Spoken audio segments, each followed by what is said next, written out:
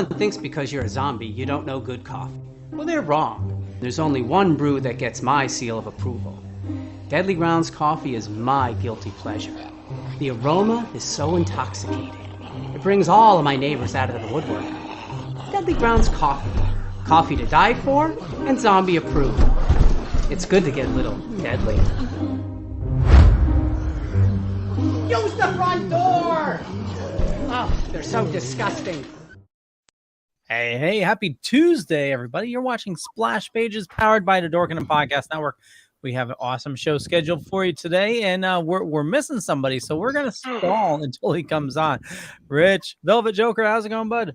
It's going great, guys. How is everyone doing tonight out there? Because I'm stalling right away. Love it. Oh, man, having some fun here tonight. You know, we love to do it. Big style here in the Splash Pages. Award-winning amalgam. Feel it. Love it. See it. Love it. Jar, how's it going, bud? We are here tonight, and I am happy. And this is gonna be a great show, and I can't wait for Drew. Tell me Drew's showing up, right? No, not yet. Technical difficulties, Drew. Well, we can we can. Oh, it's time to do the show. Oh my God. It's time to do the show. I'm late for an important date.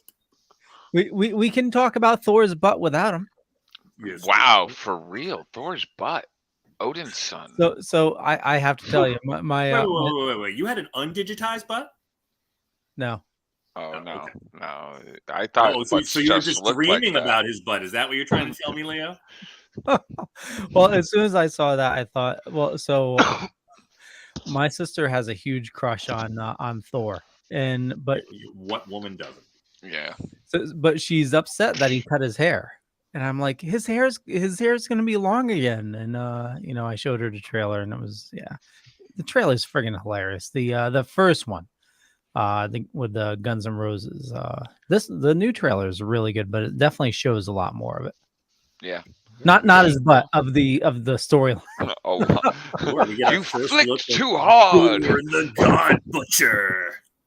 Yeah, people are upset that he doesn't look like the comic book. So he doesn't have the okay. So I'm sorry, but the comic book character looks like so many other characters. It's kind of generic. It's kind of good that they went a different direction. Like, he looks like Sleepwalker. He looks like Cad Bane. He looks like Voldemort. He looks like there's so many characters that guy looks like right there. Yeah, Black Obsidian. Yeah. And the list goes on. And on and on and on and on. So I'm okay with how he looks. So and I'm also not familiar with the storyline, so I don't care. I mean, yeah, you can't see the tendrils. Other than that, he's fairly close. Are we sure this is the final form? I was gonna say that. I also know there's supposed to be some kind of crazy sword he's supposed to get and stuff. Well, we saw him wield the sword in the trailer. Oh, was he? Oh, yeah. I must have missed that part. Yes. Somebody posted a picture, and mango. So it was Lady Thor. She does the superhero landing. See, the reason I went to watch it, people are like, "Wow, Jane looks so hot in it." And I went to look at it, and I was like, "She looked no." I'm confused. She looks the same. I'm like, did I miss something? So, I mean, there he is. He looks tired. Turtle Boy. Oh, I should have worn a turtle shirt too. I know. I'm actually upset. Out on the porch, I actually have a full-size Mikey. I didn't prepare at all. Oh.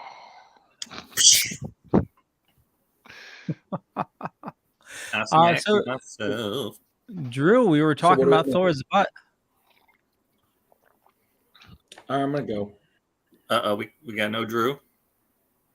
No, I'm here. I'm just saying. All right, I'm gonna go. You're going through the new trailer. The new trailer looks very good, and I did not focus on that. Although I'm sure many female Marvel fans did. Did you? Will it be pixelated in theaters? Yes. No, probably not. That man works out hard, so let him soak up all that glory. Oh hell yeah! I just think I wish I had thing an is seeing Gore the God Butcher, Christian Bale's character, which has been pretty under wraps until this trailer, and he looks terrifying. We were just talking about the nerds or comic book look. I'm sorry, what? Go ahead, Jeremy. I'm sorry. I was asking if you are upset by the non-comic book look. Honestly, it's a hard look to pull. So I think it's fairly close. Again, there are some things in comics that don't always transcribe well into cinema. So I have enough faith in God, I can never say his name right. Taika Waititi and his team. Yeah, so I think it's going to be, I think it's going to be good. Christian Bale is one of those people who really takes method acting seriously, and we've seen when it really works and then when it doesn't.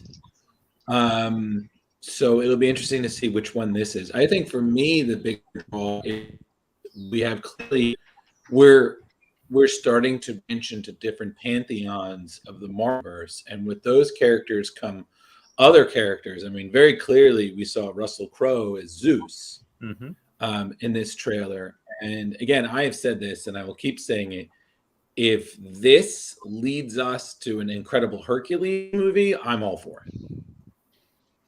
So did you catch the scene? I saw it posted online, and it's with Jane. She's holding up Mjolnir, and the lightning's coming down, but there's like 5 faces behind her. Yes. Like so we had a Lady Death. Yes. Was one of them. I forget. I watched the analyzation afterwards. Did they say was God Butcher one of them? No. Now, do you think this will connect with the God Butcher and stuff? Moon Knight? Well, any of the gods, and if they're going to connect the pantheons, I think there was even where you saw there was below Zeus, there were some other gods, and I thought I saw some ears, which could have been Bast, possibly, which will also connect to Black Panther as well as Moon Knight. Mm-hmm. It's true. The Pantheon is really Marvel's collection of all gods. So we could see a lot. I mean, it really depends on the scope. I mean, I think if it's done well, it can be good, but at the same time, you don't want to overstuff, which is already a pretty crowded movie. I mean, you have the Thor characters that we've already seen in the films. We already have the Guardians now a part of this. It's a pretty busy movie as is, and I think, honestly, I think it's one of the more ambitious Thors. Don't get me wrong, Ragnarok was pretty big in its own regard, but this is even bigger. So it could be. And I thought it was really interesting. We saw in that trailer alone at least 4 or 5 different Thor looks. And the one where he was armored and he had that more helmet, and it was during the Walt Simonson era, where I don't remember why, but for some reason his bones were brittle and he needed this special armor to protect him before whatever happened to make him better again. Some sort of enchantment. Yeah.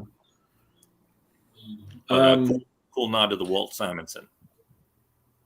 Indeed. And again, I think what I noticed the trend that's been happening, I think within the last, I say 2-3 years, is that the creative powers that be at Marvel slip in these references to their comic book accurate costumes.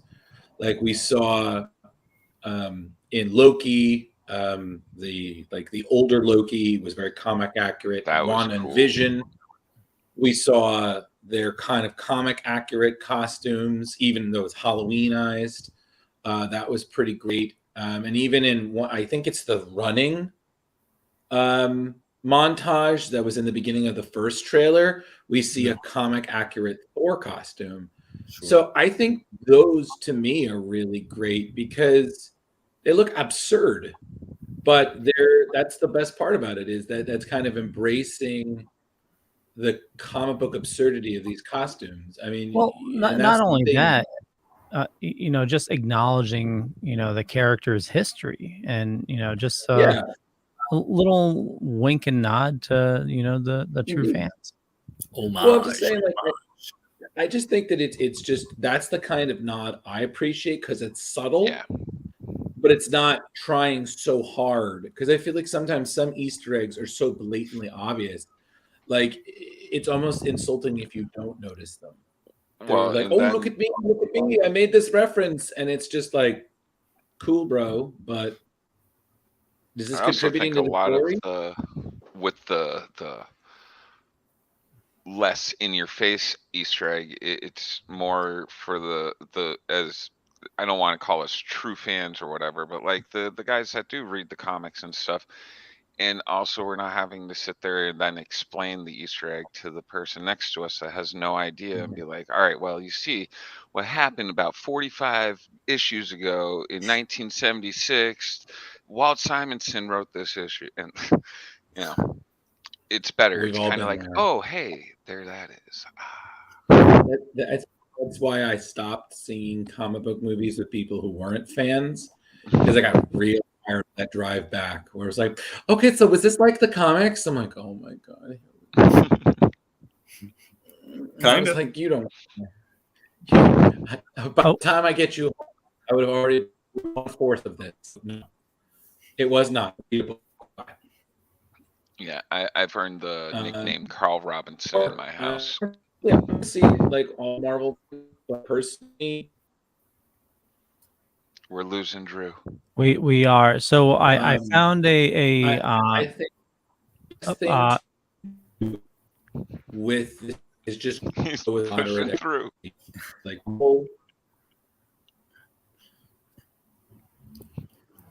Hey Drew, I don't know if you can hear us, but your screen is totally frozen and your voice is totally broken up. So I don't know if you need to reboot.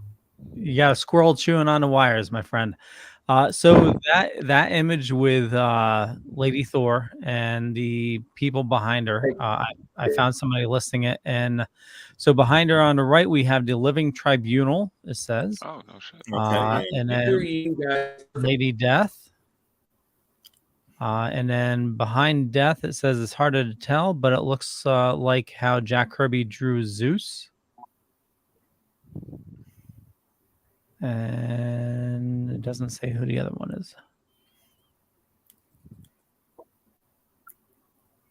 I like doing this stuff with you guys. You guys analyze the trailers. Wait, I watched the trailer once or twice. I'm like, all right, that's cool. And then I come on here and you guys are like this. I'm like, oh, that was in the trailer. Now I gotta fucking watch it again.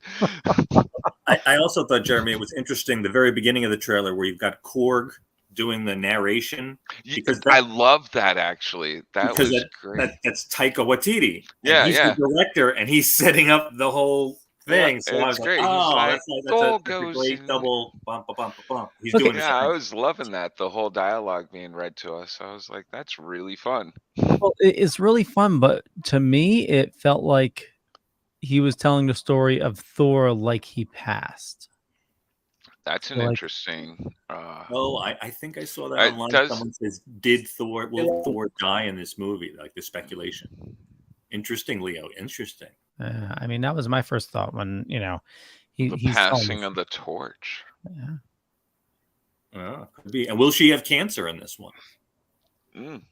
because in the storyline where she was Lady Thor, Yep. she had cancer, and when she became Thor, it eliminated the chemotherapy, but the cancer remained, which is a crazy storyline.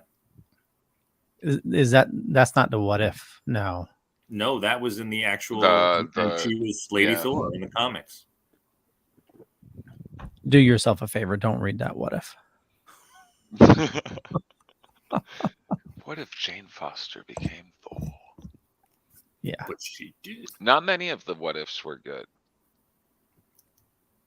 We've read a Trying to- couple that were good, but not the real early ones though. Yeah, they're hit and miss. Oh, Absolutely. totally. Absolutely. But we have other news out here, right? Right. Oh yeah, We do. Oh. there was another trailer, wasn't there? Oh, you guys were talking about I didn't even watch it yet. I can do Well- that right now. What? So Spit it out, boy. What? yeah, I- Walter Hamada testified today. Oh, did he? Oh, did he? Okay. Okay. So this whole Johnny Depp Amber Heard thing. No, yeah, I actually am sick of it, except for this one part. I gotta know what happened. A writer for DC Comics. He's in control of DC Comics. Yeah, he's right? the president right now. Yeah. All right. And so he testified today. He testified today for the Johnny Depp and Amber Heard trial. Mhm. And they were asking him questions about Aquaman Mhm. and whether her role was diminished due to the news and due to the whole lawsuit and everything. And he testified that it did not, that they were already looking to possibly replace her due to the difficulty in chemistry between her and Momoa. Samoa. Samoa. Samoa. He's Samoan. The wild Samoans. He let in. He said it was difficult to edit around it, but they were able to for the first movie, capturing their chemistry. Mhm. Apparently, it was not too good in the first cut. Yeah. Well, I mean, if you've listened to any of this trial, neither of them are terribly nice people. No. I think it kind of sets a double standard, if they kind of leave her in the film. I mean, regardless of however you feel about her performance in Aquaman. I mean, I remember everybody comparing her hair, and it's funny because I remember this quote that Mark Hamill was talking about that he did with Harrison Ford, where he was talking about how his hair was different. Like, is this the same as in the other scene? And Harrison Ford was just like, kid, if the audience is looking at your hair and not the thing, we got a different problem. And I was like, it's the same thing. I was like, okay, guys, it's not going to be comic accurate hair. Okay, clearly comics have better font and better coloring. Real life, we don't have colorists. Otherwise, Leo's head would be on flame like the Phoenix. It's not already. No? Well, also, side note, I just realized something. If we were playing a game, you would have to be the NPC that welcomes us and gives us all the instructions. Kind of like that guy in the Jumanji movies. It was like, welcome to Jumanji. That would be welcome to Just Splash keep Pages. repeating it over. Yeah, just welcome to Splash Pages. I'm the monkey behind the keyboard. You are, and just give this our role. To the left, we have Velvet Joker. To the right, we have Drew Mollo. Below, Georgia. And diagonally, we have Jar Jar, or Jer, or whoever you choose.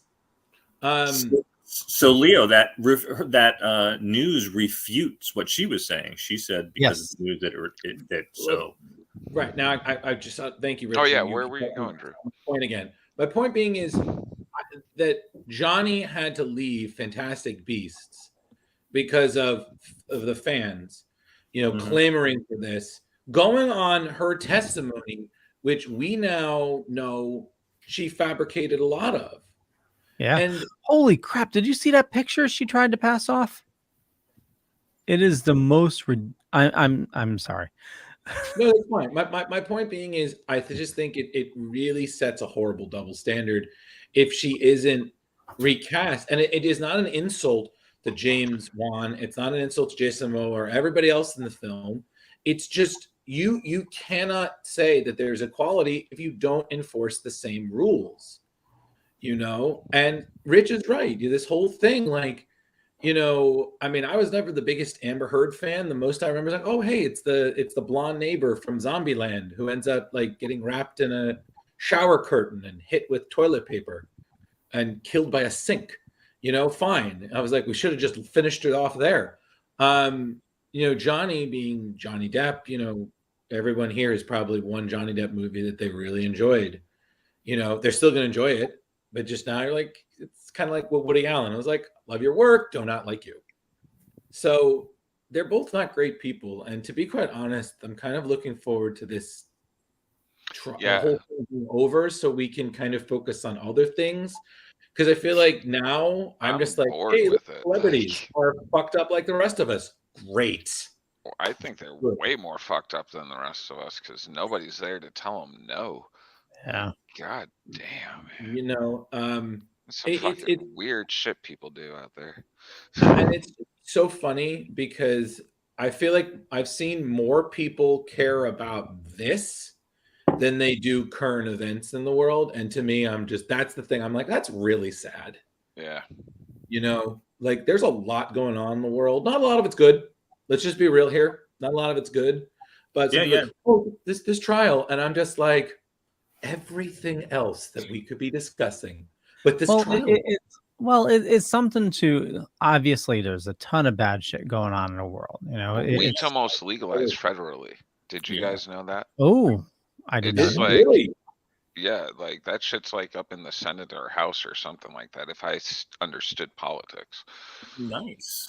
So, are you going to run for Congress then, Jeremy, on a pro-green background? I can just see the style. I would be so corrupt. I'll tell you all now. If I ever ran for anything, I'd be the most corrupt politician there is. People would be like, "Yo, if you did this for me, I'd give you a lot of money." I'd be like, "All right, go ahead."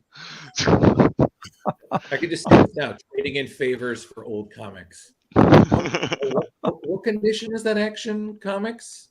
Mm-hmm. Yeah, no, I can tell. Nothing over 8.5. Nothing over 8.5. Yeah. Under 8.5. Oh yes, just Senator Jeremy gave us this delicious plate of brownies. Oh, very nice. Mm-hmm. I was like, it'd be a happy town. So I just want to say for our viewers out there, if you are watching the Amber Heard and Johnny Depp trial and enjoying it, it's a nice distraction. You know, absolutely. I'm enjoying it for the distraction it is too, because I'm actually sick of the world. So it's fun for me. I don't feel emotionally one way or another about either of them, but it's just an entertainment distraction, and I'm sorry that their lives are entertainment, but I didn't put it out there. No. Well, for me though, I'm emotionally pushing towards Depp. You know, as I'm sure I've told all of you, you know, my first wife was very abusive, and dude, I'm actually seeing so many similarities going on with the Heard. I'm like sitting there going like, oh my fucking God. Well, careful. No, I know. That's where I leave the line. I'm like, fuck that. Your lawyer is not present. We cannot. I know. You know, so you know, same with you, Leo. I don't know what NDA you signed. He's out of litigation. Yeah. I'm in it. That's fair. Right. I'm getting there. I was just gonna say my you know, just some of the little smiles she did, you know, definitely reminded me of my first wife, and that really irked me. But to know the pain of, you know, you have somebody wailing on you and you can't do anything about it, you know. It's, you know, I was always taught to treat women with respect, and you never put a hand on them, and it's just, you know, somebody's attacking me and I can't do anything about it. You know, that's you defend yourself, you protect yourself. Well, I mean, that's why this arm is like virtually no feeling. You know, it's just years of blocking.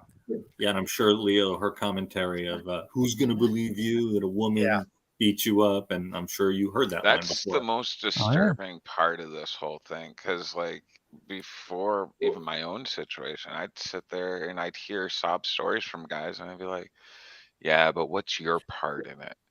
Because like Well, it's kind of, I guess, my own sexist like thoughts, like cancel you. I'm sorry. What? Keep going. Yeah, no, no, no. I love being able to self-admit when I'm wrong about shit like this, because That's through right. therapy, it's helped me grow a lot. And like being able to, I've actually found more comfort in saying I was wrong than when I'm right. Like, because I don't know, it just feels better to me. And like Excuse me. Yeah, keep going. this whole thing, like I was never like the person that'd be like cancel Johnny Depp or anything like that. But when you first hear it, it's like, oh great, now there's another fucking guy. I have to not be able to watch his movies and shit. I Another think, Mel Gibson or something like that.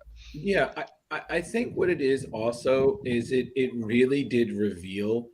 Again, it's the double standard. That's what I like to keep them Yeah. back to. Because I remember when this first all started, everybody was up in their arms about canceling Johnny Depp. They were siding with Amber and whatnot. And then when we found out a lot of what she said was fabricated, when she said that one very disturbing phrase, I'm not going to repeat it. I didn't hear a wow, I backed the wrong horse. I didn't see that. I just saw a lot of tails between people's legs. And I was like, suddenly there are crickets. Oh yeah.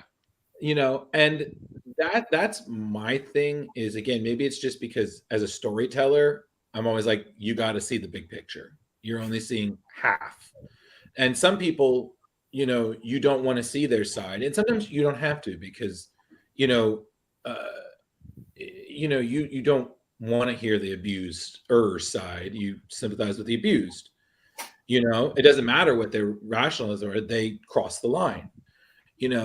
But this is a weird situation where I just feel like this entire trial is just opening the window to both their lives and just airing all the dirty laundry that's been in the room. That's Like, the worst part of it. Like you I know, would be so like I would just be like, look, I give up. If my divorce was on, I know this isn't their divorce, but like if it was like might as well live be. tele, I'd be like, I quit. She gets, give her everything. I don't want to do this. And I think the other thing is I just hope this opens up other discussions and a better understanding that we cannot just automatically jump to it. I feel like sometimes it's we didn't do more before and now we're doing too much now. Yeah. Like in the past, women would come with abuse stories and whatnot, and people would just kind of push it aside. It was a kind of a generational thing, like, oh, you married him, so it's like somehow he's allowed it. Like this weird old school mentality that these things happen, but no one speaks about it. You just kind of grin and bear it because, and now you have these people that there's the assumption, there's the like, this is fact. And it's like, but now we're like, is it? Like it's this is a much bigger conversation, Drew, than we want to have. Yeah, we're essentially with a huge Here on Splash Pages. Yeah. My point We're being into a whole other show. Right. But the point being is just essentially my thing is it's not black and white. A lot of people like to put things like this in black and white. It's a world of gray. And we do not have the time to talk about that. So something else, please. But speaking about gray and black lives. and DC Comics, I believe with the coming of Black Adam coming out this summer, DC is rolling out a mini series. I was reading that they're going to kill off Black Adam and have him sort of go best through hell. Isn't he right now in charge of like his own planet? Like he's, I believe he's running his own planet like peacefully too. I haven't read DC in up to date. Having a Kandahar. Where's his country? Yeah. Also, isn't he no longer called Black Adam? Isn't he like Shazadam or something? Like, yeah, I think that changed too. Yeah, I don't even know. So dumb. Like We're bad dorks. well, we're not bad dorks. We just don't. We're allergic to poor story choices. Drew, have you heard any rumblings about that series? I haven't, but I mean, it's funny because the last time I remember reading about Black Adam, it was him and Shazam recapturing all the sins that got out on the Rock of Eternity. But they were like basically a magical Bill and Ted because it was Black Adam from the future state, the 853rd century. Mm-hmm. So he was older, but he was younger. And I was like, how? And then it's just magic. I'm like, okay, that makes sense now. But I honestly, I'm kind of like on Jeremy. I'm really out of the loop. If Leo hadn't told me who had died in Justice League 75, I wouldn't have known or cared. So thank you, Leo. You're welcome. And it's what's odd is seems like some of the current books like aren't addressing it yet. I have no idea what's going on. Is that like a recent drop, Leo, or it's been what? There's been what, 2 drops since it? So do you want to tell us here live on the air? So for those that don't know, 2 drops. Spoiler alert! Spoiler alert! What? Tell you who's died or? Yeah, who died? We don't know. Kill? I don't know. Do you know? They killed off everybody, right? Who's everybody? Ginger Man. Most of the Justice League. Batman, Superman, Wonder Woman. Yeah. Yep. Really? Flash, Green Lantern. Oh, that can't be real. So nobody's left alive. Not even the new. Hold on, I'll tell you. How the hell are they? Is this like some simulation and Brainiac's made off on some like They'll probably convergence? Damn, that story. Yeah, I know. I had to hit DC with that one. Yeah, that was horrible. Although I did like the Adam story in that. That was kind of cool. I felt so bad. I met that writer, Jeff King, and I have him sign all my convergence, but I just did not have the heart to tell him. It's like, thank you so much. Enjoyed it. In my head, I'm like, no, you did not. You had no idea what's going on. And I'm like, wow, I'm a horrible fan, but I just wanted to signature. But not everyone's a winner. It's, you know what, Rich? Every good writers are like filmmakers. Sometimes they got some stinkers in their catalog. You know. Did anyone see that trailer with George Perez and Marv Wolfman for Cartoon Network on like the new Teen Titans? No, actually, I threw it up on the Splash Pages Facebook. It looked really cool. I mean, I saw. It was funny because when I saw the tribute that had a Nightwing, which was Marvin George, the pizza truck, which I thought was so sweet. I started looking up other tributes, and I didn't realize that they had ended up in Teen Titans Go, and that was surprising because I feel like George Perez's energy belonged in a cartoon, just very. He's very jovial. Yeah, jovial and Splash Pages. What happened? No, I was asking Leo if he can pull that up from Splash Pages. In 1 second. So I got a list of people that were killed in Justice League 75. Mm-hmm. Batman. Let me read it, man. God. He was just. Oh, that looks awesome. Drew, you got sleeves over there? What's going on? I just got sleeves. Okay, so let's just say almost the entire Justice League is gone. Is gone, yeah. I believe. What are they killed by? What happened? It was. Would you just read the comic to me? It was a dreary night. Turns the page. I can bring up the book if you want. Lightning flash. We'll read through it real fast. There we go. And Jeremy, to answer the question is who killed them all? Editorial choices. Nice. So does that mean we're getting or are they doing a whole reboot number 1 going on in DC? I know Marvel's got another one coming up soon. I Oh my don't God. think they're doing a number one, but it is a new many? Justice League. Okay. Yeah, Marvel has gone Okay. cuckoo for number ones. I just realized there is one news thing that I'd love to interject briefly to talk about, if I can, because I recall it was something that came up to me when I was looking through Screen Rant stuff. So, if I can, gentlemen, I don't know if you guys are fans of Deceased. That was DC's cosmic zombie thing. They've released. Tom Taylor has released solicitations via his Twitter.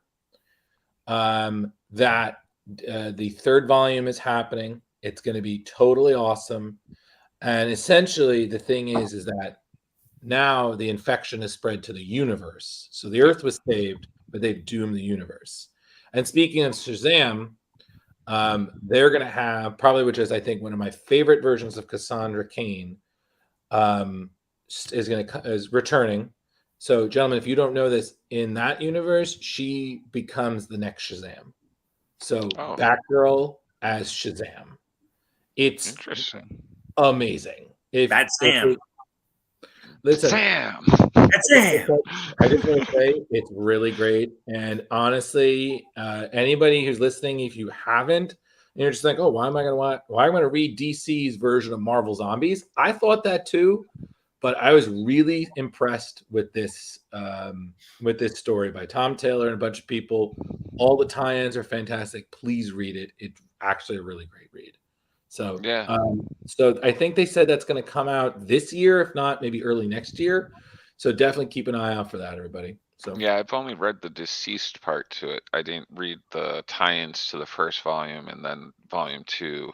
Volume 2 is amazing. And then now I got to read volume 3 too. God. Yeah, and then if you get a chance, Unkillables was their tie-in. Yeah, that's it. The villains. It's awesome, thoroughly great. But yes, that was one news. What else did we talk about, or are we just kind of working through it? Well, somebody mentioned Tommy Chong. Oh, he's doing the 90s show, yeah. He's back on the 90s show. As, what's his name there? Leo, yeah. Leo. Listen, I think now more than ever, I just want to see Red Foreman doing his thing. And I want to know different ways that he can stick his now clearly older, but still very, viable foot up someone's ass. I'm just... The mom passed away recently, right? Who? I did not know that. Who? Could have sworn I saw the mom from the 70s show. No, she's... Are you out of your mind? Don't do that, Leo. Leo, Hold both on. of them signed back in. Red and Kitty are back for the 90s show. Yeah, I thought I'd seen that. Okay. Oh, yeah. Okay. I was thinking of somebody else. Sorry. The only person who isn't back because, unfortunately, of a lot of their legal reasons is the guy who played Danny Masterson, because of all the sexual accusations and such. And he's even going to trial now for one of them, I believe. So he will not be making a cameo, from what I understand. Everybody else pretty much is. Right. But cool for Tommy Chong, since the 1960s, still staying relevant. For real. I mean, for 60 years. He was on Still Token a couple months ago. A month or two ago. Yeah. From what I remember, Leo saying that was it the comment bar almost went nuts because so many people were chiming in because he's there. You're like, oh shit, yeah. It's Chong, and you're like, whoa. For real, I was in there. It's like it's Tommy Chong. There was also a bunch of those people like, can he say my product's name? Yeah. You had to field that, and it's that funny thing is he probably would have. He would have been like, yeah, man, it's okay, no problem. Yeah, but Jay was asking getting some great guests, man. We got to get some guests like that. Yeah. I'm working on Liam Sharp right now. He's done like... I've met him.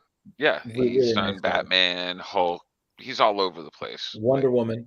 Don't forget Wonder Woman. And he's got a new book coming out from Image called Starhenge about... I'm going to probably give a bad synopsis of it, but it's time-traveling Merlin. Cool. And And correct me if I'm wrong, Jeremy, but you were also trying to get Freddie. I was talking. Williams I III, am talking right? with Freddie Williams II, and he's busy up until August right now. Well, that's He's fine. doing the con runs and stuff. So Yeah, I got it. For those who don't know, who is Fred Williams there? he is the artist of TMNT Batman and of right now going on Power Rangers and Godzilla, and he's He's been very done busy. He-Man Injustice and Mhm. so many. He's like the He's king been of busy. crossovers right now. He's like he does the art on all of them. And it's a really interesting art form he does. Like it's you can definitely tell when you see something he's worked on that it's his art. Like Mhm. I want to see him do a crossover with Pony Racers. There you go. Pony Racers, Leo, but they won't Leo, love that's me. Leo, I'm going to take 5. That was an inside joke. Yeah, for those don't that care. read the books this week, yeah. You might want to take 5. Maybe go strengthen the snake hand, okay? Mhm. Leo's snake hand is always strong. Never forget. He almost choked. I think we almost broke. Sorry. I think we almost broke our host last week with those stories. I don't know what killed him more. What if it was either that or my pillow sign off at the end? Either one of them, I swear, I don't think I've seen a host laugh as much as he did. He lost his mind. Oh, You wow. guys are J-Bo, you guys are also raffling off that piece at that, right? The Steve Levine piece. You probably can't type as fast as I talk, but no, he can't. But we'll try. He'll get back to us. I think he posted something on the Splash Pages site as well about. Oh, well, look at that. He is faster than I thought he is. He said yes. And, we are. you asked me to bring up the page. I will do that right now. Do it. Yes, Bacon Fest Oh return. yeah, the George Perez tribute. Please do. Oh, it's the Jim Lawson piece. I'm sorry. I thought it was a Steve Levine piece. My bad. Both great turtle artists. Yes. Yeah. So I have to ask this of you guys. What is, before we really talk about anything, what is the best turtle movie? Because I will say this. Obviously, the first one is the best in my opinion. The second one, it's cheesy, but you can't not watch, especially go at the end. Ninja, go. Thank you, Vanilla. But I'm not gonna lie, I have a soft space in my heart for the third one, simply because I'm Turtles a sucker. in Time. I'm a sucker for time travel. Is that the one with the female turtle when they're going on the snow in their shells? Is that the revamped version, or is that more of the puppet? No, version? no, that's still the original version. Okay. Yeah. The original, yeah. No, did you any of you guys ever catch the live action? I don't know if it was a Japanese or a Chinese show or whatever, but they dubbed it over. It was kind of like Power Rangers, but with Ninja Turtles, and there was a female turtle in it and everything. And it's funny. That's what caused Eastman and Peter Laird to kind of part ways for a long time, is a disagreement over the female turtle. Yep. Because I think it was Eastman was like, okay, cool, and Laird was like, fuck that. And again, it was because, and they recently united because of that show, the Netflix Toys one. Yep. Mm-hmm. The Toys That Made Us. Toys That Made Us. That brought them back together, and they've been collaborating ever since. And I'm like, great, let's do more of this, please. Mm-hmm.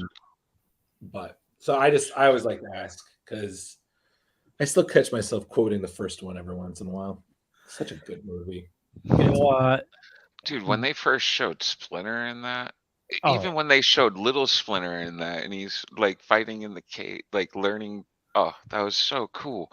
Well, you know, I mean, Jim Henson Productions did the puppetry and the suits, you know, and that was one of the biggest criticisms. No CGI. Yeah, and that was the biggest criticism of the other films, is that the suits weren't as good, because I think it was a different company, or a different Yeah, designer. they looked more rubbery in the Mhm. yeah. They put like freckles on them and shit. It was weird. Yeah, And one of the turtles was like in a Corey bunch of Feldman. no, Yes, one of them was Marshall. Corey Feldman though, but still. I just remember when the first one came out, it was big news that this kid from like all these 80s kung fu movies. Oh, the was- kid from Three Ninjas, or not Linda, Surf Ninjas, I think it was. Surf Ninjas. might have been. I think it was Surf Ninjas. You Hey, guys listen, remember Surf Ninjas? Oh my god. Hey, listen. Mortal When I was Kombat. rewatching it, I was just noticing you're rewatching it, and I was like, look at that young Sam Rockwell cameo in the film. You're like, dude, like he's one of the Foot Clan recruits, and you're like, that's Sam Rockwell. I was like, that's Justin Hammer right there. What the hell? You know, you're like, God damn, like he's so young, but it's fine. I didn't get to see it in theaters. I was poor. I lied to friends that I had seen it. Yeah. It's I okay. Came remember. out You came never out have in to lie again. 1990. Yeah. I lied to friends. I was like, yeah, I saw Ninja Turtles. Yes, just like that friend who lies and says, "Oh, I've seen an R movie." Oh, what was it? Oh, you haven't seen it. You haven't seen it. Yeah, so Canadian. It's an import.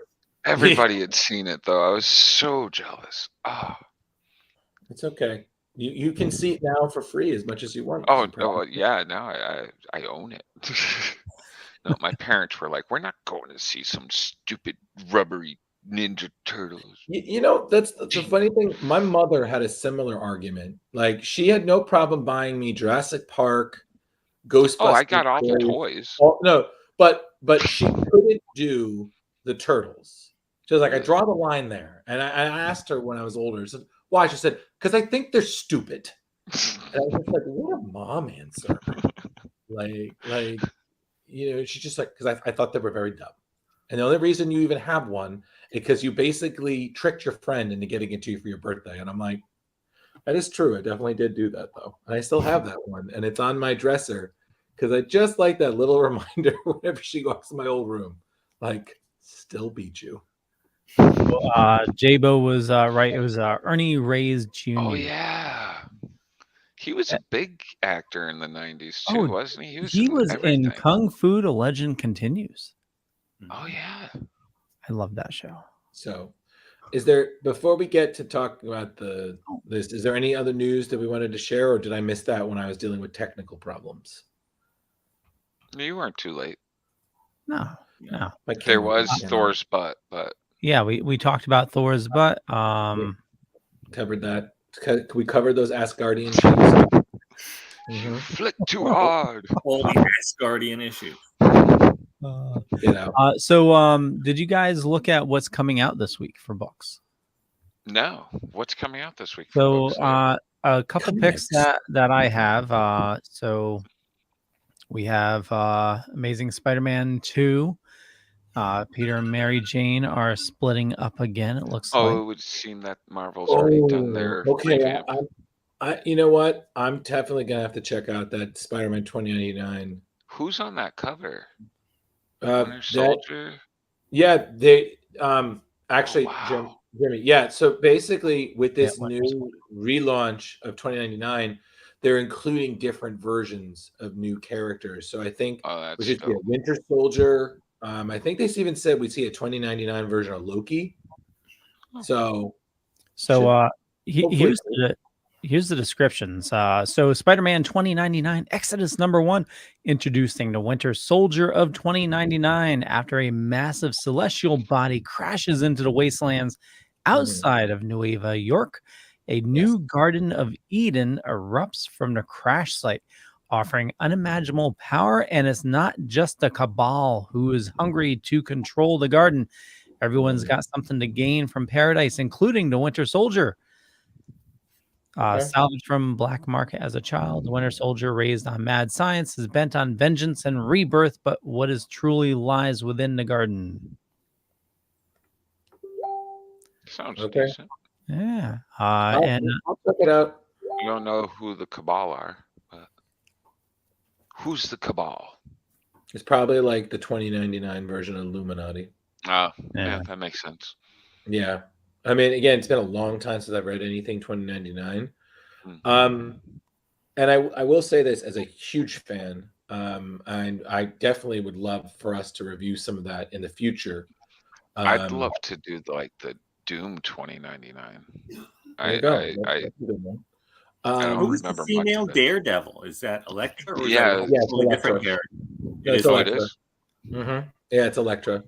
She's been doing it. She's been holding down the fort since Matt's been in prison. Mm. What do you go to prison for? Not being a good lawyer? I think someone he was fighting died, and he did that Catholic thing where it was clearly his fault, so he had to, Penance. penance. Yeah, And sometimes he's in prison, sometimes he's running hell. He's so busy, that Matt Murdock. he is all just for a redheaded blind kid from Hell's Kitchen. Hey, talking about, didn't he get hit by the same stuff as TMNT? Yep, that's the crossover that somebody Yes. forgot about. That was supposed to be the truck full of the ooze. Yeah. But just real quick, we had a couple DC picks as well. Batman Fortress starts this week. Oh, that's a cool cover for Damien there. That is. Yeah. More Batman Beyond the White Knight. Yes. Yeah. I'm psyched. Sean Murphy's killing it with that series, huh? The White Knight. As a Beyond fan, I'm so happy. So looks like some good books this week. Definitely heavy on Batman this week. They're heavy on Batman every week. So actually, I have a recommendation for something that I found. It's an older comic, but it was really fucking weird, but it was a really good read. It's called I think it's Frank Franzetta's Creatures. It's a one-issue thing written by Rick Morender. I don't know if any of y'all remember him. He did Venom back in the day. That would be the Flash Thompson Venom. He also did Uncanny X-Force, which I thoroughly recommend to anybody. He also did a big stint on Captain America and things. He did this issue that's basically imagine if Teddy Roosevelt was both a combination of Indiana Jones and a Ghostbuster. It's, I know, like Jeremy. Will he bust a grizzly bear ghost? You know what? First things first, that's not funny, but maybe. I'm not going to spoil anything, but it's a solid read. If you get a chance to look it up, it's called Franz Vanzetta's Creatures. Check it out. It's only one issue, but it was a really solid, weird read that kind of felt to me like. Is that a graphic novel? I don't know if it's a graphic novel. I think it might have been an issue in an anthology, but all I just want to say is it was a weird read. It kind of felt to me like Dark Horse's, one shots that they used to do back in the day, like the Amazing Screw-On Head. Yeah. Just a weird book that just embraces the weird, but it just from beginning to end, just great. So I just wanted to throw that out there because I've just been on a huge nostalgia kick. And also, fun fact, finally finished Batman Nightfall. So nice. Oh my God. That was so How long. do we feel after all of that? Did you do Nightfall, Night 10, Night Quests? I did all of it. I even did Prodigal.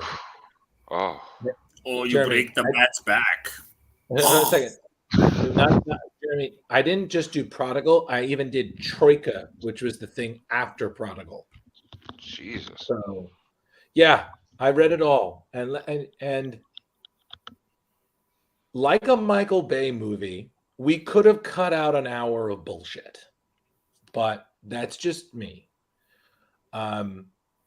It was fine. I'm glad I've done it. I'm glad I never have to do it again. Some issues were better than others. Some dragged so hard I wish it had taken me to hell.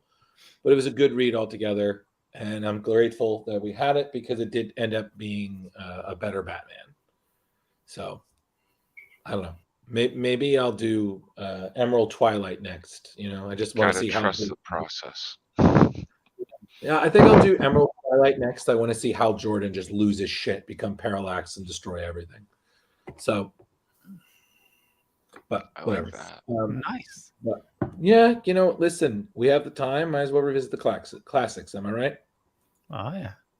Absolutely. Also, side note, I don't know if we have we covered a lot of Judge. Have we ever covered any Judge Dredd stuff? We have not. I've never read anything Judge Dredd. I would like to recommend one, and I believe Rich was the keeper of the list. So I'd like to add Judge Dredd versus Predator. Not gonna lie, really fucking good. 3 issues, fucking decent. And you can get that in an omnibus, which has that and Judge Dredd versus Aliens. Ooh. Not gonna lie, pretty good. We did do So, Batman versus Predator, I believe.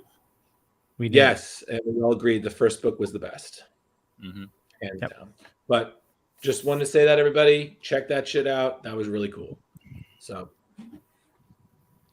There we Leo, without ado, Turtles. Yeah. So this week we are looking at so the book of the week, Batman Teenage Mutant Ninja Turtles. And we're going to be covering the 6 issues and also discussing the differences between that and the animated movie that was released last year. It was last year, right? Turtles and No. Half-Shell and they No. agree. Are you humming the theme song while we're doing the When episode, the Jeremy? evil Shredder attacks, those turtle boys don't cut them no slack. Hiya! Teenage Mutant I used to love that show. Turtles. Heroes in a half shell. Turtle power. Turtle Turtle power. power. Listen, that's just I like found my when you 2099. there you go. That's just like when you start humming the X-Men theme song. You have to finish it. Yep. I need to admit that in my Spotify playlist, actually in a couple different playlists, high up on the list is the DuckTales theme song. I love the Ooh. DuckTales theme song. Ooh, not Gotham Tales, no. Yep. The other day, I actually, because you have Transformers on Pluther, I made everybody just listen to the beginning song. Oh, like, nice. Transformers, I need robots this. in the skies. Listen, we can listen. We all grew up watching these shows, or as Rich would put it, he just got better with age watching these shows. Drew, you were you know. even alive for like some of this stuff? Transform? What year were you born? What year were you born? Seriously. What year were you born? I was born '87, so I caught a lot of I'm usually reruns. the youngest in the room. This is a change. So, Rich, I caught a lot of the reruns back in the '90s. So, Okay, all right. you know, Okay, so you did miss out on us being Disney aftermath. scarred. I'm sure, Velvet, you were scarred as a kid Oh, the original with Starscream dying in the movie? with Optimus dying in the movie. Oh, Optimus dying. Well, we Yeah. all have different things that we were upset about. I was upset about the villains dying. But yeah, Optimus dying in Yeah, how about Scatman Carruthers as Jazz? Dude, that whole cast was like crazy. I was like, yeah, Orson reading through. Welles was Omnicron. I'm like, holy crap, Orson Welles? Leonard Nimoy was a voice in it as well. Yeah, Who was? yes, he Yeah. was. I missed that one. Who was it? Wasn't he Galvatron or Megatron? He was. Leonard I Nimoy. think he was Galvatron. Oh yeah, Nimoy was in there too. Yep. And that's why it was important for them to have him voice one of the characters in the third Transformers, because references. Yeah. Thank you, Facebook user. He also did Uncanny Avengers. Much appreciated. Thank you. Mhm. That was tying into my Rick Miranda thing. But yes, that was crazy. Although I have expected Orson Welles' Omnicron to just start talking about Rosebud frozen peas. Unicron. I could just see him eating like the whole Unicron. time. Raw. You know. Yeah, Unicron, not Omnicron Oh. per CI8. Hold on, I'll be right back. Oh, look how excited Leo got. He's like, oh, I'm going to grab a toy.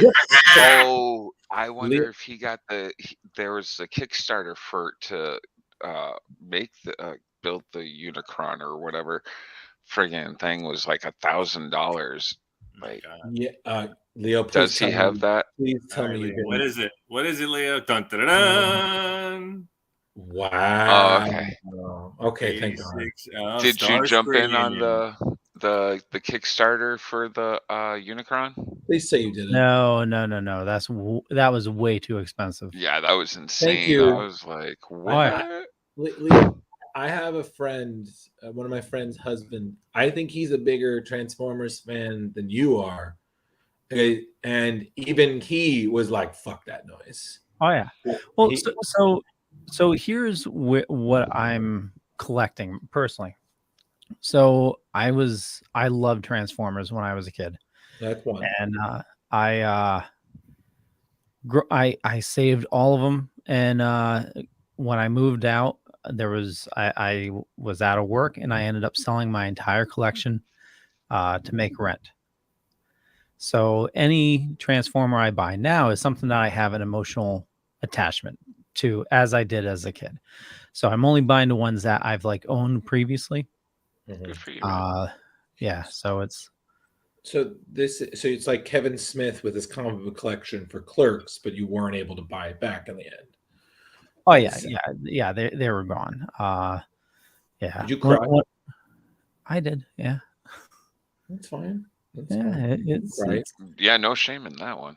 Yeah, Yeah, listen, that would break my listen, heart.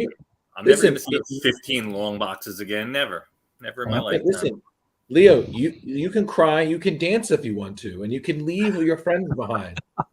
You know, I'm telling you, I'm being threatened by him all the time these days, and every time it gets brought up, I'm just like, oh. oh, the drugs kicked in. Speaking of which, we should really set up an episode here of the podcast where Jeremy sends us all a package, and a half hour before the show, we all dispense. Oh, absolutely. I think that would make a great show. Oh boy. Well, I'll be like,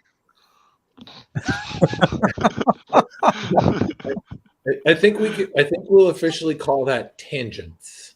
well, weren't we gonna do something like that with like No More Day or One More Day? No, that was different. With shots, right? Okay, yeah. No, that was called and Jeremy was totally down for this because I know I brought this up before. It was called One More Drink.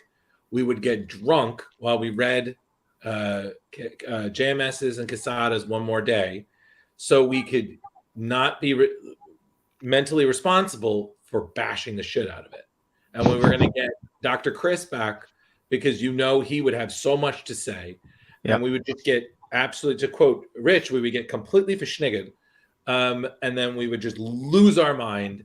And it would probably be the best thing that happened out of that thing besides Brand New Day. So I still want to do that. I think that would be hilarious. Oh, we should do it back to back. Liquor one day. Next. Dear God.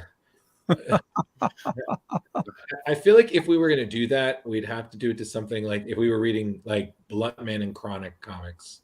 I feel like that would be really funny. They do have Jay and Silent Bob. Poston just put out a book for 420. Figure. The War on Weed. That just came out this past 420 by Brian Poston, and I have no idea. Brian. Did the Token guys got a new comic out yet? Oh yeah, that's right. It's not out yet, but I think it's coming out soon. I think they got issue 6.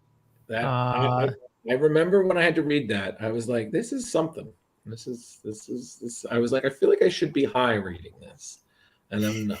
So. Well, what I find interesting in those books is that they put in actually how to decarboxylate your weed and everything to make edibles and stuff. It's kind of funny. So Leo.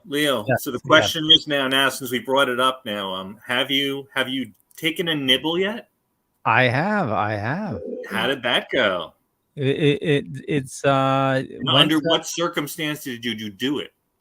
Work. I'm betting work. No, it was mostly, in the evening.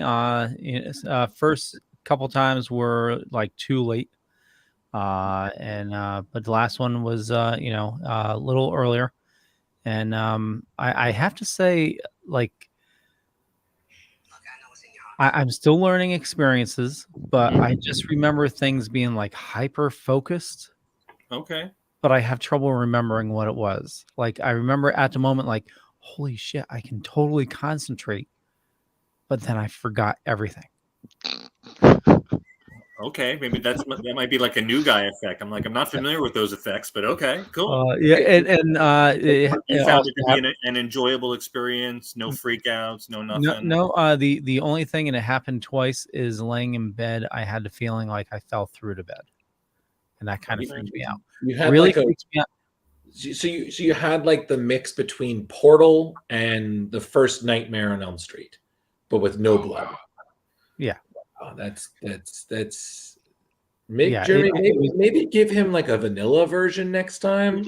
That was well. I had to actually up Marshmallow Man and just I had to up his dose actually because well at first because I gave him weaker versions. They're like half to a quarter dose of what I normally make, and it wasn't enough, so I had to have him eat 2. Look at here, Dr. Jeremy, medicine well, man. I didn't want to fuck him up. Okay. The last time though, you told me to do 4, and I think that was too much.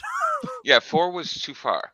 Leo, so Leo, what are we at now? 3? You're trial and error, man. We have to match you to your right weed frequency. Okay, we gotta level you out. Next time I'm just gonna do a full strength for him and have him eat 1 and see how that goes. Listen, that's gonna lay him out. Before we know it, the guy's gonna become like he's gonna be like Snorlax in the middle of the path. We're gonna have to play a flute to wake him up. Listen, the guy's got like 80 projects going on at once, plus a stressful job, plus a million family things and health problems. Let the guy have a little weed. Listen, I'm scared that we see him and suddenly his red hair will have grown into dreadlocks. I'm like, oh, hey man, if we see easy now, Drew. Everything is iron. Easy, man. Slow down your roll. You're going too fast. If I see a tricolored beanie and he starts like, you know what? Can we like splash pages hacky sack? I'm gonna be okay, cool. Dude, I'd be down. You're cut off. I'll play hacky sack. I do have to say though, it definitely been suspended. It definitely helped my nerves. My it's like. No. Well, I went to the doctors recently, and I know my brother and my sister both have anxiety issues, and I was talking to my doctor, and I was like, I know my brother and sister have anxiety issues, and I've been worrying about that, but I'm worrying about worrying. And he says, you have anxiety issues. Leo, I have a medical card just because it gives like great discounts at medical dispensaries. Number 1. Number 2, you're treated like way better than the normal just person going in to buy stuff. You get pushed into the front of the store, like it's 200. Connecticut has legal now. And, I would totally think about and dude, I just did my yearly visit. My doctor comes on, he's like, Jeremy, you still got anxiety and depression and blah blah blah. I'm like, your doctor he's like, Christopher Lloyd, dude. I swear to God, it's almost like he's Christopher Lloyd or something. Like I'm waiting for him. Jeremy. I'm like, what is going? But it's the easiest 5 minutes of your life. So is it through your regular doctor or no? Usually, your regular doctors aren't insured to do this kind of stuff. You have to. I'm going through Mary Meds or something like that, which I would suggest to you to also use because I think the guy's a great person and all that other stuff. Okay. When you get time, could you send me their info? Oh, absolutely. Okay. Yeah, Nicholas is his son, but also his secretary. Yeah, we don't care. Nicholas is a very nice guy, and he will try to become your friend. Don't do it. That's the weird thing. Don't do it. Just The rest of it is painless. Maintain an acquaintanceship and do not go to the friend. Yeah. They Keep get your weird circles folks. small. Keep your circles tight. Yeah. Very Yeah. tight. But to answer you guys though, definitely very, it's been a pleasurable experience. And I noticed it definitely, helped settle my mind quite a bit. It's Great. Yeah, it's Leo. If it How was you doing? Bong rips in no time, Leo. Don't worry. Leo, if the shit is mellowing me out, okay, and I think my anxiety might even be worse than yours, anything is possible. Like, I don't know how I'm not brain dead already. But speaking of brain dead, Damage. I also got a touch of PTSD. That's that too. Yeah. Speaking of PTSD, I bet you my list of messed up stuff is bigger than yours. speaking of PTSD, Batman. Oh yeah. So he's got some. So just to tune everybody in, there's 3 series that happened. We're talking about the first one, but also we read the other ones. The first one's James Tynion IV with Freddie Williams II and Jeremy Caldwell. Mm-hmm. And this came out in 2017, right? Yep. Yes. 15, 16. 2015. Oh, wow. Yeah. Mm-hmm. It was 2015, 2016. Yeah, all 3 of these literally came out within a year. Yeah. So, and the movie came out in 2019. Mm-hmm. Yes. About 2 years later. So, so did you guys get to read all 3 of them? I read the first one. Just the first one. That's all I had time for. All right. Well, you did the whole set, huh? Yeah. Well, I mean, I already read them before, so this was just a refresher for me. I'm sorry. I thought some people here could handle it, but I guess not. But no. I think thought some people could make it to the show on time, but oh my god! I'm sorry. Do I hear the opinion of someone whose opinion I don't care about? No. Oh my. What to make a clown cry? So true. No, but like I said, remember Leo when I brought that guy Drew in? Ow. It's like the buzzing of flies. I'm just gonna ignore it. But I think the thing for me that I definitely enjoyed rewatching was the movie. Like I think I'd only watched it twice, so rewatching that was really, really great. So I'm not sure what we should talk about first because my biggest gripe about the movie is the lack of detail in the turtles. It's really disconcerting. Their style was, that's the whole Nickelodeon style of them now. They just have like round heads and almost no teeth. Like in this, every picture of the turtle, look at that. They look like turtle heads. You go and watch the animated and they're like just round with no detail. And I don't know. That's the whole Nickelodeon, weird. Like Raph is this like bulky one and Donatello's the skinny nerd. Yeah.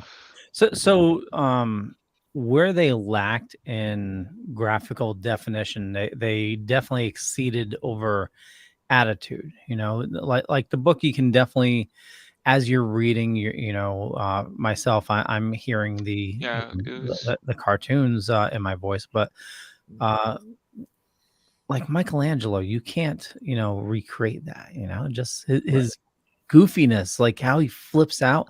In the Batcave, and he's like on the Tyrannosaurus Rex with the, the cowl. I think, like, in terms of the book, I think when I first read it, I was really impressed at how well the crossover worked. But then, if you think about it, Batman is the perfect person for it because he's got that training, he's got that expertise, and then I love how they just gave Batman. He's just like, this is too easy. Like, he took them all. Mm-hmm. Hey, we got Justin just dropped in. Hi, Justin. Hey guys, how you doing? I saw you were talking about my 2 favorite things in the world. So, Yeah, we Hey, just guys, we gotta subscribe. Rich and perfect Drew. timing. And I hold the distinction of having met both of the artist and the writer. So Hello, same. Thank Hello. you, but you can contribute. Thank you. But I feel like I should wear glasses and I should switch names. I was like, no, that's Drew. I'm just. it's Seth Green. That's Well, we've got our 2 encyclopedias now down below. Yeah. So, it's a before and after. So photo. some big differences. Tom. We had I believe it was in the animated, they drove over from New York in the van versus in the series where they came over in a portal and their lives were in peril. Yeah. So a lot more serious. I actually preferred that part about the comic. I'm sorry, Leo, you were going to say? I was just going to say, how I feel the movie handled it better because there was, personally, I think there was some plot holes with the comic. So if the Turtles were gonna, regurgitate back to the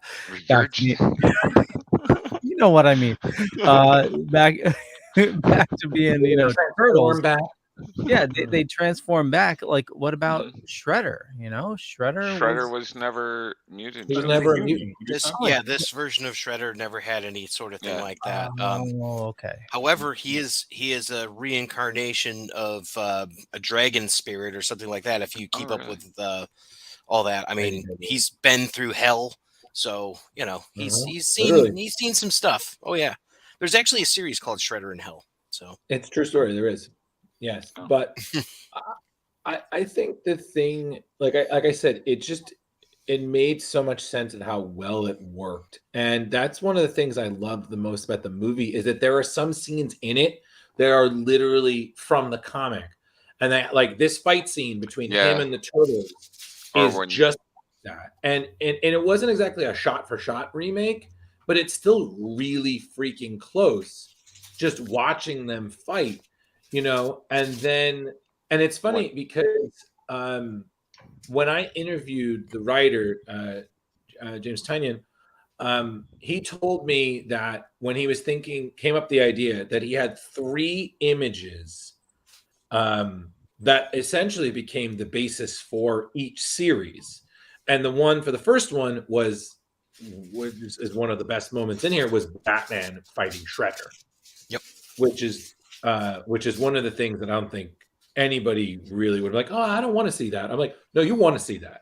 You want to see Batman fighting Shredder. And we're not talking Shredder from the second Teenage Mutant Ninja Turtles, Super Shredder for 2 minutes and then dying because a pier fell on him. We're talking Shredder, the first movie Shredder, who is just a boss. And I got to say, another great fight was Mr. Freeze as a polar bear in the animated. It was a great fight. Yeah. Really fun, super powerful. And speaking of the sort of mutations here, as we see Harley Quinn here on the right on the animated, was much less grotesque in the comic. A little bit more, Theo. A little bit more. Just a little bit more. No. It's too much. Keep going. Back, more. You go backwards, not forwards, buddy. Did you guys get to discuss Robin and Raphael's relationship? Oh, I absolutely loved it. Yeah, Damian Wayne Robin. Mm-hmm. Yeah. Well, they were definitely only able to get to the first book, Justin. So they didn't do all 3. So just saying. So we can't talk about slackers. The second one is definitely my favorite of the 3. I don't know about you. The one thing I found better about the book is that Ra's al Ghul comes in later. Him and Shredder aren't already teamed up. You get this story where like Shredder is like kind of like doing all this shit on his own because he is a boss. The one thing that I missed that I wish they had included, and I kind of understand why they didn't. I really missed having Splinter in the movie because in the book he has some great scenes. But I think my favorite moment was when Raphael is essentially accusing Batman of having this perfect life, and he dons his trusty, You're just trench rich. coat and hat, gonna go walk in the rain like turtles do. And he takes him to Crime Alley, and it's such a beautiful moment because you realize, again, a lot of our great heroes are ones who are, trauma, and the turtles are essentially doing the same thing Batman's doing, where their goal is to prevent what happened to their family to what happened to other people. The same thing Batman and his Bat family do every night. It's about protecting people from the worst of humanity. And I just thought, again, James Tynion has proved that he's a great Batman writer in that regard.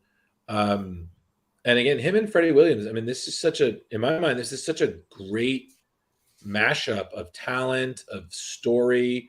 Honestly, and again, I've said it before, and I'm sure all you can agree with, this was just fun.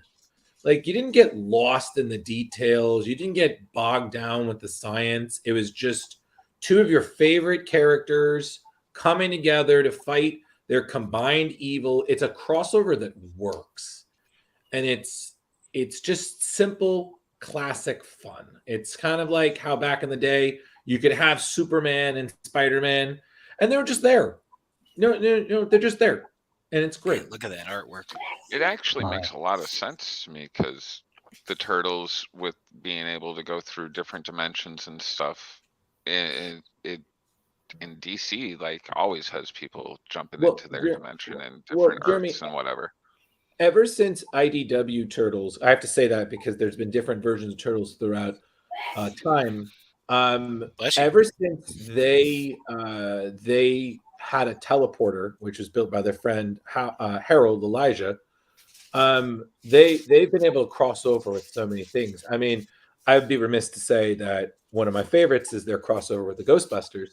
But the hands down fantastic. And yeah, it's just been really nice because they're just such a good group of characters that I feel like they're about as universal as Batman. You can put them in any universe, and you got something, and it's just fantastic.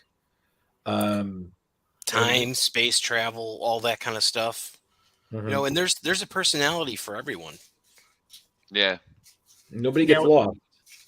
Mm-hmm. Was it sort of was I missing something? Or was it kind of a loop? I mean, the big pressure was that as Leo wanted them to get regurgitated back to their original forms. God, Leo. But if the portal was all of a sudden we got Casey Jones coming, then we got April coming. If that was always an option, was there really that peril, or was that kind of one of those story loopholes that was bothering Leo? I think what it was one of those where it probably was a bit more exaggerated. Like, definitely we saw the threat that the Turtles were going to start de-evolving back to their original form. Mm-hmm. And that was still very much a thing. And we saw that as it was happening. But I think especially that they were trying to cross over. I mean, Casey said it himself. They had gone looking for them, and he had spent some considerable time kind of bouncing between dimensions. So it was just a matter of time before he got to that world. Mm-hmm. And then once he had, it was probably easy for someone like April to get through there. I mean, again, the science is there. Could it be a little tighter? Sure. But then again, comics have gone so much further on such little information other than smart man make device, me break, adventure happen. I mean, That's literally time tunnel and quantum leap right there. Well, there's certainly some pluses and minuses for both, and I have to say that I really enjoyed both of them. They both have their good aspects. Like the art is just amazing with the comic, and just the movie is just magical. It's just a lot of like Velvet said, it's just fun. Yeah. Did you guys see the sketchbook that Freddie put out for the ill-fated Masters of the Universe and Ninja Turtles crossover? No. I did. Yeah, I did. That was wicked. It's pretty sick. Yeah, I've been following that guy forever. Yeah, he was an awesome guest. He was we were lucky enough to have him on the show, and Oh, nice. he came on and we were talking to him, and he goes by the Crossover King because not only did he do this, but he did the Masters of the Universe and Injustice, Masters of the Universe and Thundercats, which was really, really cool. And the First Strike, which was Transformers, G.I. Joe, Rom the Space Knight, and Mask. You know, like Matt Tracker Mask. Wow. Oh, no way. With Rom the Space Knight. Rom the Space Knight was there too. Yeah. Random. Well, they had the license, so IDW, you know. Yeah, but again, and there are so many things in here that work so well. But again, what I do love is that this comic is one of those that it allows. I mean, it has its big moments. You have a ton of action scenes, villainous monologues. You know, nothing is really unexplained. Everything is really valid. But then you have like the small moments that I think are just as important to the That's story. my favorite page he was just on. You know, you have like Batman eating again, slice. I just feel that if I had a spirit animal that wasn't already in the shape of Slimer, it would probably be Michelangelo, because his opinions about how pizza unites everybody is just a philosophy I feel we could all get behind. You know? Justin, you were saying this is your favorite page. Why? If you go up to the very top of that one, it's the one Leonardo is the only one that could put hands on Batman out of everybody and all that. The one who studied his entire life, practiced daily, lives the life, the code of Bushido and all that. The only one that figured it out. And to me, as a lifelong Leo fan, you know, that is the ultimate payoff. The fact that it's like, okay, Raph may be the strongest fighter and Don is the smartest. And, you know, Mike is so fluid and just doesn't have so much on his mind. So he's a great, you know, martial artist too. But Leo is the studious one. And that was the big payoff for me right there. Mm-hmm. Yeah, for me, the my favorite turtle moment was when Alfred got gifted the skateboard. That was so cute. But the whole thing from beginning to end was just great. The scope, the risks it took with the characters. I mean, and it's got so many pretty moments, like all the expanded one shots, the full pages. They're just beautiful. I mean, Freddie Williams II really just does a great job. But if there's one person I sympathize the most who the main characters, it's Gordon. Just like that page where he's just face palming is just probably the most human thing. Just down, Leo. Look down. Good. Scroll down. Thank you. Right there. That is just that reaction is fantastic. Just yeah, he's got psychotic clowns and crazy penguins, and He seemed to be going now through he's some got turtles and shredders and ninja clans. Yeah, in the animated version, he just seemed like I'm done. Yeah. I can't deal with this. But it just, again, the small moment, but it was so great just to see everything. And then what I like is that if the series had ended here, it would have still been fine. You know, if at the end of the first issue, fine. It would have ended, no problem. But they kept going. They always left it kind of openish that, okay, we could get more if you guys want more. And the fans wanted more. So yeah, absolutely. Just Pony Racer. So you said there were 3 of them. When was the last one? What year did that come out?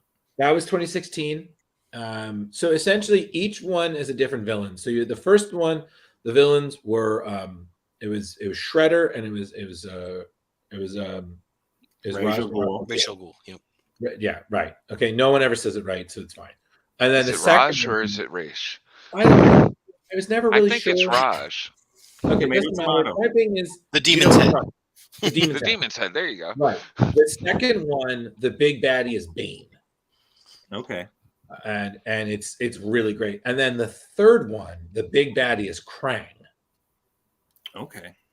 And honestly, It's again, really multiversy too. Yeah. Yeah, it's I was very going to say, so in the third one, does Batman go to the Ninja Turtles universe? Okay, I don't want to spoil anything because Yeah. I really believe you got to watch it for yourself, but Krang finds a way to combine their universes. Oh, nice. So that's the best. And I will also say this, How is probably one of the best DC references I've seen used in a completely new way that is just terrifying.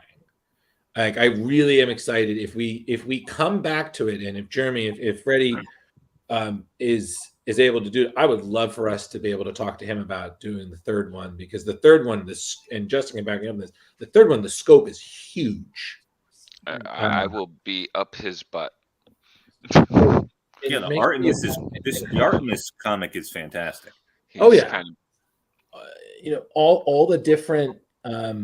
all the different animal versions. I mean, again, they all made sense. Like Mr. Freeze is a polar bear. It's like, wow, this is the most adorably lethal thing ever. Yeah. I'm saving up for a commission by him. Like, I have this idea for a Jar Jar Masters of the Universe smashed together. Oh no. You check out his website, man. And, I know. He does payment plans. Oh, I know. I know. Look at that. I just feel bad being on the payment plan. Yeah, I just did a commercial for him last. He was doing a 20% off everything except for commissions for the month of April. Nice. You did a commercial for what? For the Dork Night? For Fred Art. Oh, cool. So I had that running on the Epic Tales from the Sewer show. Nice. But yeah, but it just, so now we look at now let's talk about the movie, because God, the movie is so much fun. I rewatched it today during my lunch break. Like I said, there's so much I could say about this, but is this your favorite animated, Drew? It isn't, but it's definitely in my top 5. First thing, I also really applaud that stylistically they went with the blue cape, because we haven't seen that version in a while, and I feel like it works. But it's funny because when I was rewatching it the second time, I love that I caught certain references to things I didn't see.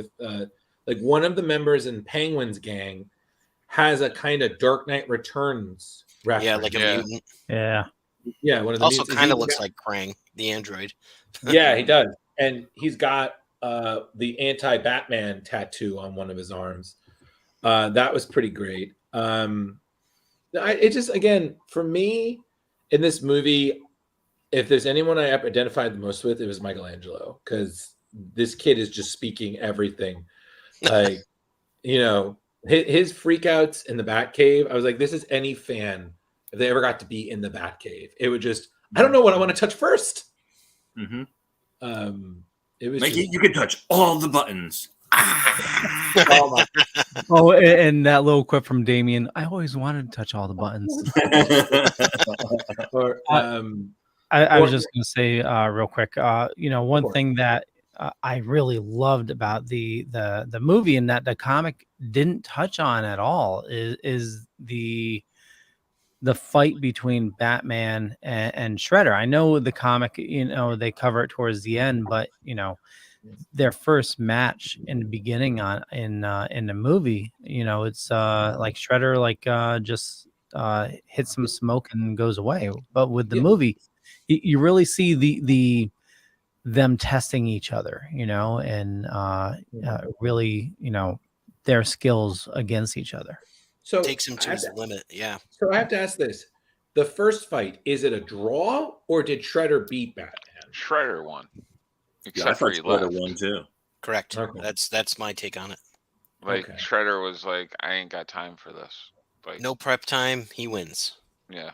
Okay. There's a martial arts hierarchy, and Splinter is almost at the very top in all comics, and Shredder not far behind, but I would say like Lady Shiva could take Shredder, Oh yeah, that would be a great fight. I would. Yeah, it would.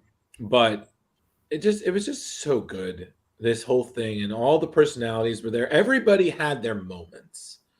I loved whoever voiced Shredder in this. The voice of Shredder was phenomenal.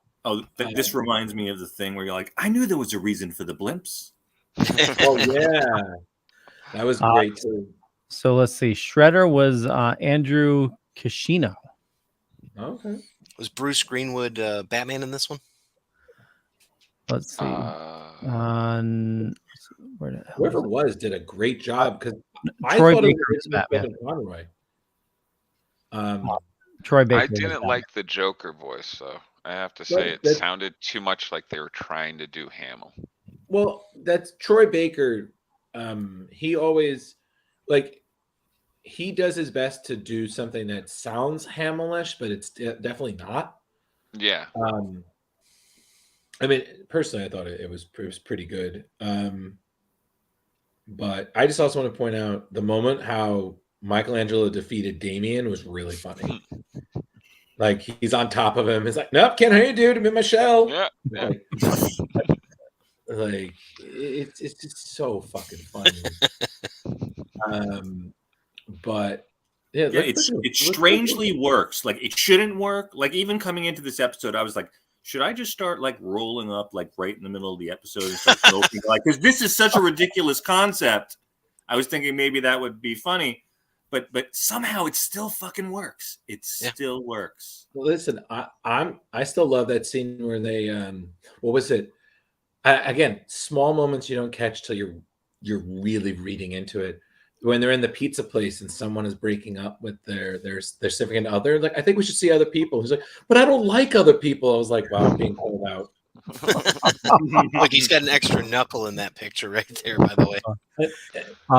Just real quick, a big shout out to Michelangelo, and he even didn't get his big goodbye last week. Oh, Beck Bennett, or not Beck Bennett. Kyle Mooney. Kyle Mooney, yeah. He's leaving Saturday Night Live, and he was like the only cast member that didn't get a goodbye. That sucks. Did he play Michelangelo? He did. Yeah. Yep. In what? In this. Oh, no kidding. Oh, this is his voice in this? Yep. Oh, I didn't realize. Well, he was great. I loved him. He had such good energy. No wonder I've always kind of gravitated toward him. He's got this great show on Netflix, the Saturday morning cartoons. If you check that out, it's hilarious. It's also super dark, which is great. Well, that sounds nice. But like I said, this whole thing was great. I would have loved to have Splinter in there. I did miss him, but this killed me. That's the scene that they threw from the comic too. That was good. Yeah, especially I love how everybody was more scared of him than they were back then. And he just plays off like, it's a crazy thing. Like, yep, I know, totally crazy, right? Pizza. Ah, crud. I was just protecting the people, man. Oh yeah, I was protecting the people. The people, man. It's just, again, the whole thing is just fun, man. Baxter, Baxter Stockman, who's already a fly. You don't even question him. You're like, okay, fine. I mean, he's enough of a weasel. But there's no Baxter in the comic.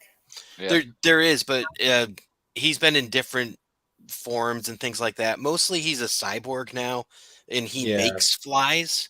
He calls them flyborgs, but he doesn't do that in the new series, really. Mm-hmm. He's just kind of like the Lex Luthor behind the scenes guy. Mm-hmm. Yeah. He's the mayor right now.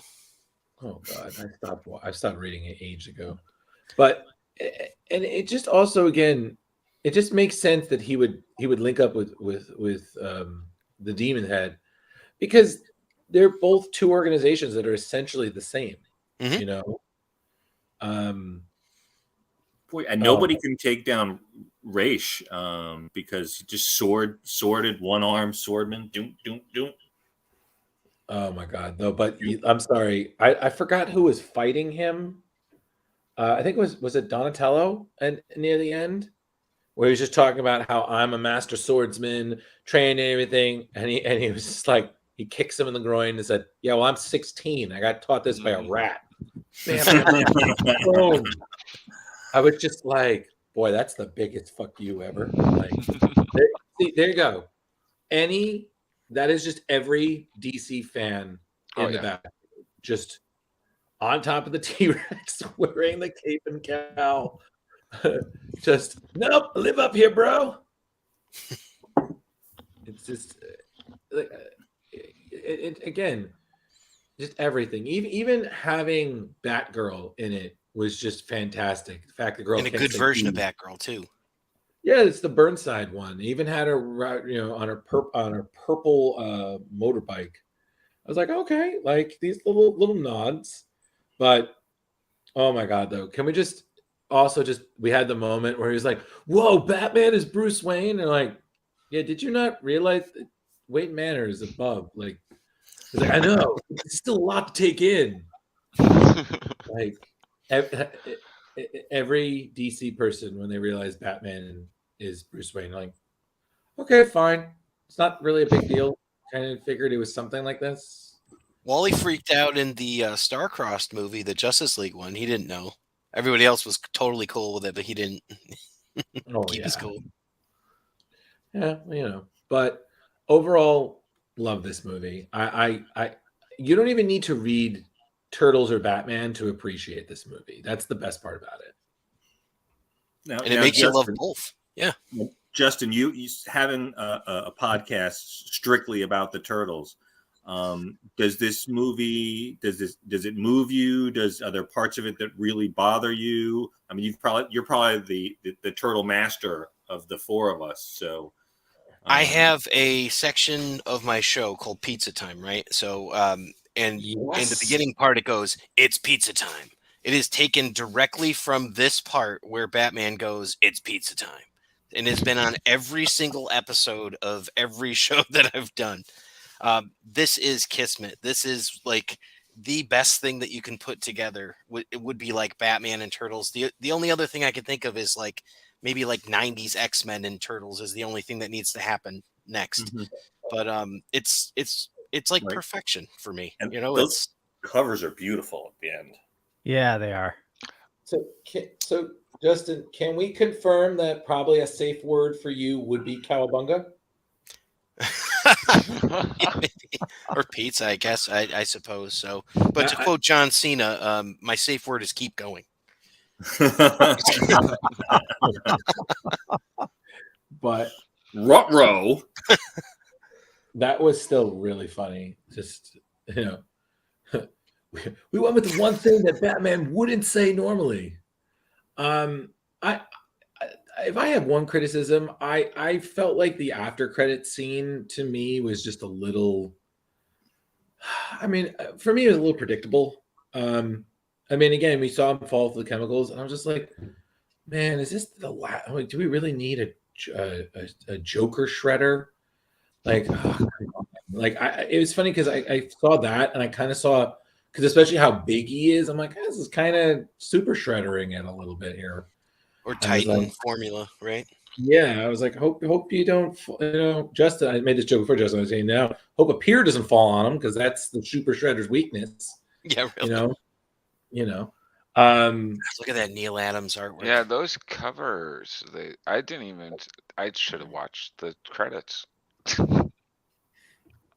Yeah, those covers are all very awesome. Yeah, those are really cool. Brilliant homages to the classic. Darren Criss, look at that. Eric Bowser's done Leo's voice a couple times. He's known for doing Bugs Bunny and all that. He does it on the Rise of the Ninja Turtles, the Nickelodeon show, the ill-fated one. Darren Criss from Glee. Any Glee fans? Also American Horror Story. Okay. I don't know who Baron Vaughn is, but Carlos says Rocky. Man, he's the best. Oh yeah, he is. So Justin, we've had him on a couple times. Yeah. So Justin, since you're the master splinter here of the turtle world, what's your favorite? Because I asked these guys before. So what is your favorite Turtles film? Oh, see, that's an easy one to answer. I like the second one. I like Secret of the Ooze, and the answer is going to kind of surprise you. Very similar to this movie. It's the most fun, where it's like it has everything put together. It's not as wacky as the third movie. It's not as dark as the first movie. It has so many good comedy notes in it, and there's just a lot of good character moments as opposed to like people hitting each other with axes and stuff. I always really like that one the best.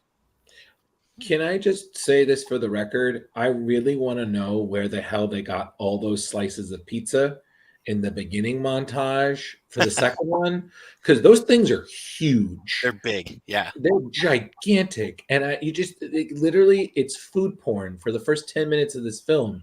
You just watch people eating pizza, and you're just like, well, clearly I want Chinese now. You know, Justin, how many of the movies did Corey do the voice of one of the turtles? Technically, just two. It was two? Okay. Yeah. The first one. It wasn't Corey Haim. It's Corey, what's his name? It was Feldman. Yeah. Feldman. Corey Feldman. Thank you. Yeah. And by the way, his agent said that, thank you for the request, but he did not want to be on my podcast. Corey Feldman didn't want to? Yeah. I don't think I made it past the gatekeeper, but yeah, I had his contact and I reached out. I'm like, I also reached out to Kyle Mooney too, but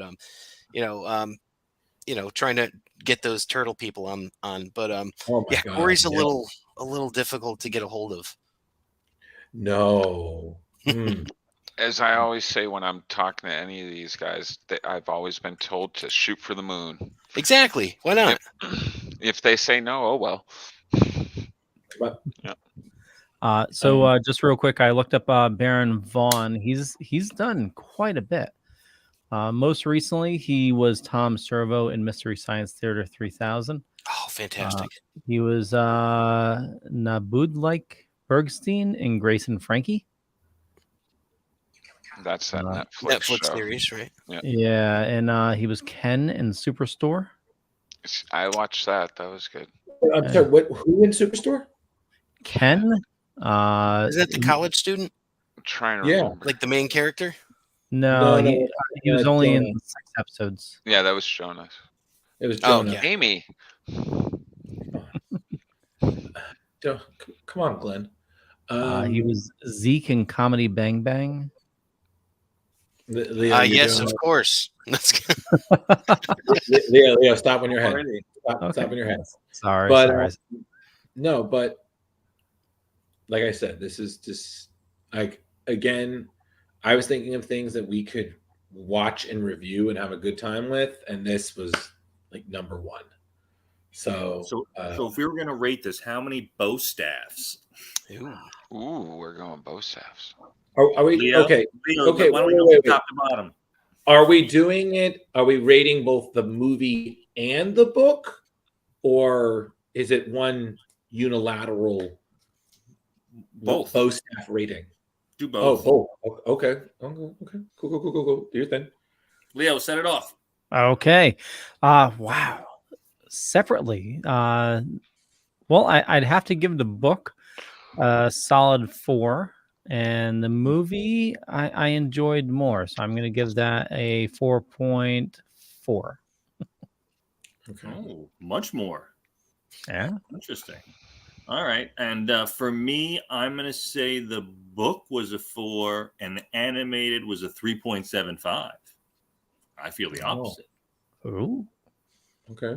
How about you, Jar? I'm going to go a 4.356 on the book. Actually, I'll probably go more 4.5 because I really want Freddie to do the show sometime in August. Freddie, you watch this episode, okay? And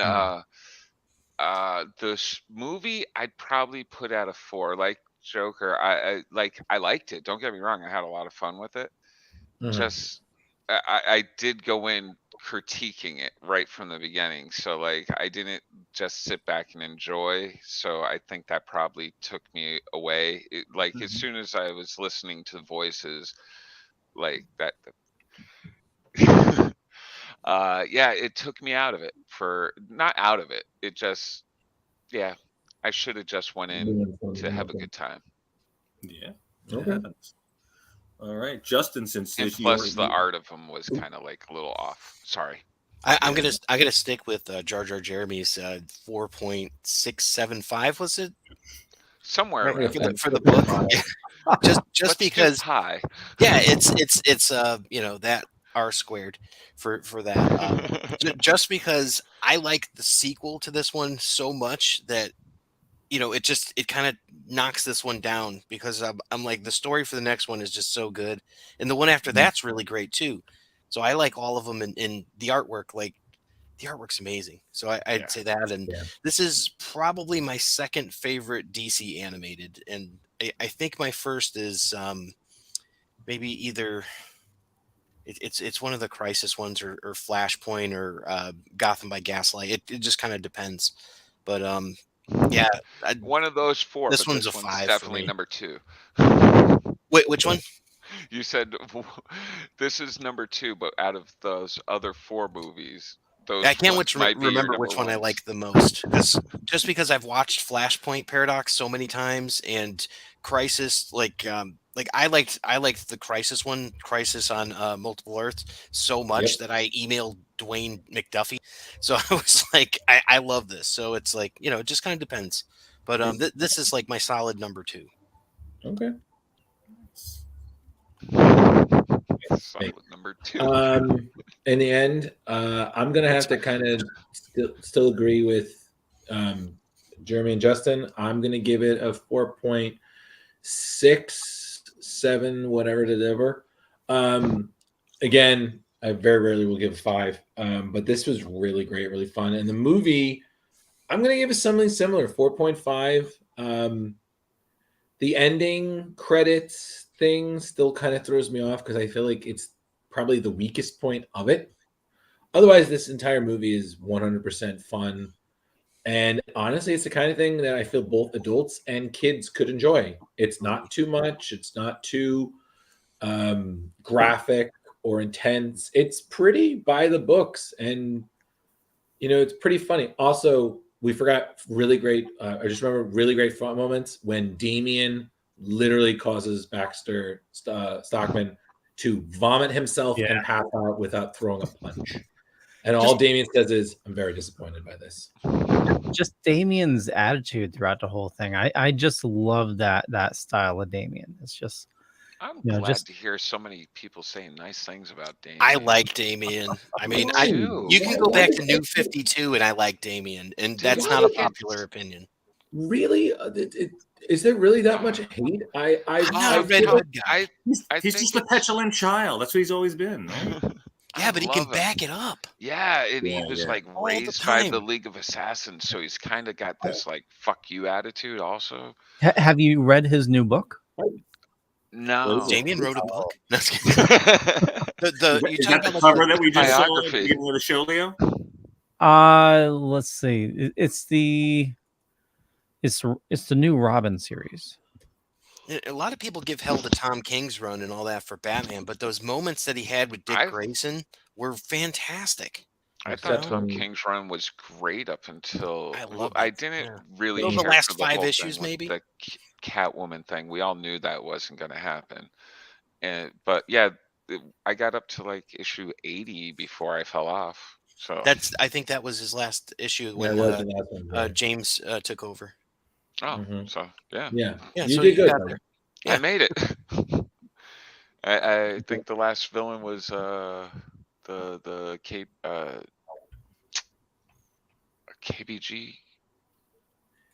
Beast. KG Beast. Thank you. My brain just went. Yeah, that didn't seem to really go anywhere, did it? No, it really didn't. Well, it didn't work out too well for KG Beast. I'll tell you that much. But no. But so that's my feeling. It's high up there. Please, if you have no idea what we've been talking about this whole time, do yourself a favor. Read the book. Watch the movie.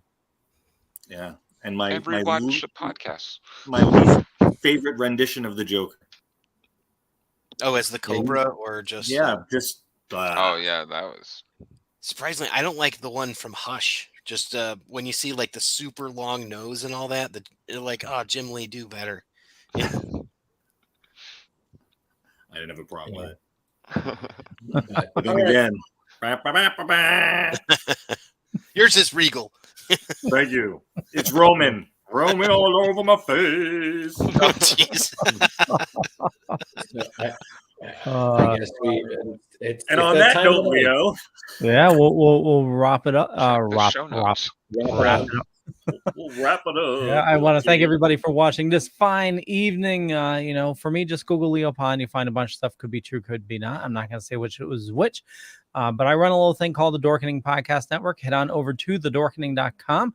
You can find all the shows there. A lot of awesome people doing a lot of awesome stuff, and including Mr. Justin. How's it going, bud? Good. Got turtles all over the place. Guys, thanks for having me on. Sorry I jumped on a little bit late, but shameless plug. If you've liked hearing a little bit about the turtles, if maybe you want to hear some of my turtle voices, you could check over the podcast Epic Tales from the Sewers, epictalesfromthesewers.com. Awesome. When is that on? Is that That's live on the or- Dorkening. No, when? Oh, whenever you like, because it's audio Oh, only. You can, oh, you can okay, cool. download it on any platform. Awesome. Jar Jar. Oh, hey, Jeremy Courtney over on Facebook, and Comic Book Lovers Buy, Sell, Trade, and Auction House on Facebook. Also, come by, sell, trade, and auction your comic books and talk some dork stuff. Woohoo. Love it. Oh, Here I am, Velvet Joker, aka Rich Davis on Facebook, Velvet Joker 2021 on Instagram. You can find me every Tuesday night here on the award-winning Splash Pages. That's all I got to say today. Mr. Drew. Hello, everyone. My name is Mr. Drew. And when I'm not here on Splash Pages, you can find me on my Facebook or perhaps my Instagram. And if you need those links, they're right below. Not literally right below. That's the other half of me. I do things here. I do things there. I also do things with Screen Rant. If you've been paying attention, you probably check that out. If you're not tuning for the first time, you've probably written me off as some sort of arrogant schmuck in a turtle shirt. And Rich, fairly accurate. And with that note, thank you for watching. Love you all. Bye. Bye.